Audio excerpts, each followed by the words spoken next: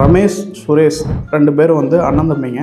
சின்ன வயசுலேருந்து ஒரே ஸ்கூலில் படித்தாங்க, ஒன்றா வளர்ந்தாங்க, கிரிக்கெட் விளையாட போவாங்க, வருவாங்க. அவங்களோட குடும்பம் வந்து ஒரு விவசாய குடும்பம். இந்த ரமேஷ், சுரேஷ் அப்படிங்கிறவங்க அண்ணன் தம்பி அப்படிங்கிறதுங்க விட ஒரு ஃப்ரெண்ட்ஸாகவே வந்து வளர்ந்தாங்க.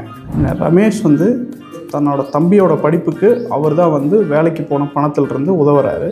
அதே மாதிரி ரமேஷ் வந்து சனி ஞாயிறு லீவில் வந்தால் சுரேஷ் தான் போய் அவர் வண்டியில் போய் பிக்கப் பண்ணிட்டு வர்றது, கொண்டு போய் வெட்டுறது, இந்த மாதிரியான உதவிகள்லாம் சுரேஷ் தான் செய்கிறாரு. ஒரு பாசமாக கருத்து வேறுபாடு இல்லாமல் வளர்ந்து வந்தாங்க. அவங்களுக்குள்ளே வந்து மேரேஜ் வந்து 2 பேர்த்துக்கும் திருமணங்கள்லாம் முடியுது.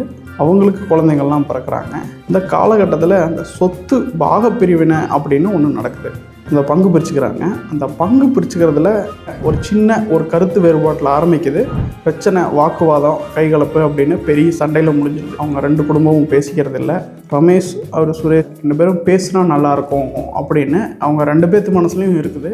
ஆனால் வந்து ஒருத்தருக்கு ஒருத்தர் நேரடியாக பேசிக்கிறது இல்லை. இந்த மாதிரியான சுச்சுவேஷன் இருக்குது. இப்போ இவங்களுக்குள்ளே இருக்கிற பிரச்சனை தீர்றதுக்கு என்ன சொல்யூஷன்?